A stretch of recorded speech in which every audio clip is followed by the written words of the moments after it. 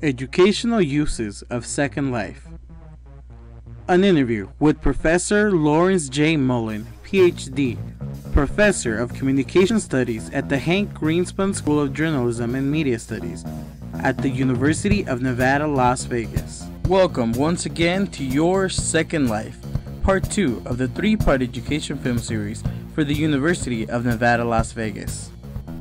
I had the opportunity to sit down with Dr. Mullen to learn about his experiences in Second Life. Dr. Mullen has taught experimental courses on massively multiplayer online games with a focus on Second Life. Dr. Mullen is a leading explorer on the phenomenon of visual communication in several settings. And what's more visual than an online game? When did you first hear about Second Life? I first heard about Second Life almost 6 years ago when a colleague of mine at the University of California, Fullerton, asked me to go into Second Life and get in Avatar and go and check out his virtual classroom that he was making. So that was the first time that I ever got into a virtual environment. What did you first think about Second Life? Well, being really interested in visual media, when I first got into Second Life, I was really interested in that visual aspect of the virtual setting. And I thought, wow, what a great place to do research at first, but then also got more into learning about how it could be used as a learning environment, as a teaching environment. What is the thing you like most about Second Life?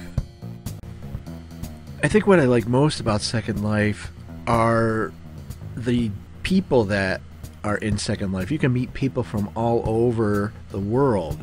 I've met people from Brazil, from the UK, from all over the United States, and all of them are really interesting in the way that they approach the game aspects and the non-game aspects of Second Life. And there's always a changing environment. Second Life is always changing, being updated, new environments to explore. So I really like that kind of adventurous side of Second Life. What would you say is the most difficult aspect of Second Life?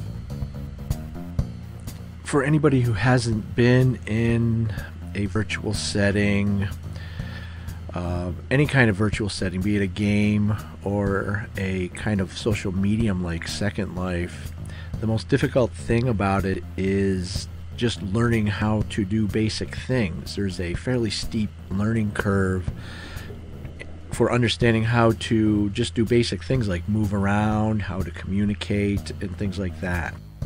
Do you think Second Life has a part in education setting? And why? Yeah, I think that Second Life has an interesting part in the educational setting. Lots of universities have been exploring the possibility of distance education in Second Life and conducting classes and training in Second Life. And there's also an interesting aspect of recruiting students who are kind of computer nerds, students who are smart but kind of geeky and interesting. Those kind of students are great to have in classes on programming and understanding the social development and social impact of these virtual worlds. How have you used Second Life in the educational setting?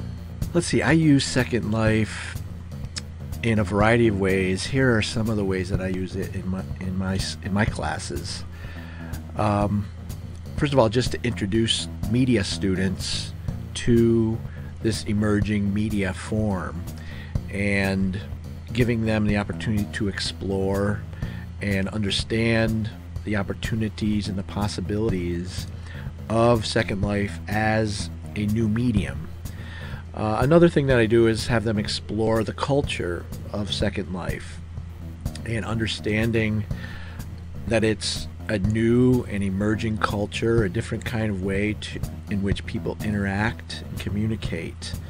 And yet a third way that I use Second Life is as an introduction to virtual worlds in general. And in that way, students can see how a virtual world is structured, and I use it as a stepping stone into having students create their own virtual world. What have students liked most about Second Life? My students really like some of the more bizarre stories or interesting stories about Second Life. And there have been a few documentaries that tell the story of particular residents in Second Life. Live performers, music performers who eventually get a real life music contract, an avatar who falls in love with another avatar and they end up meeting in real life, or people who make lots of money in Second Life. For instance, there was a woman who made $1 million real world dollars selling virtual real estate. So they really like those kind of bizarre and far out stories of Second Life. Any last thoughts? Well, just to summarize, in terms of education, I think Second Life offers a great kind of alternative for students and teachers to explore the teaching learning exchange. I don't think it'll ever be mainstream, but I think that it offers some great possibilities in terms of education. Thank you for your time, Dr. Mullen. Really appreciate it.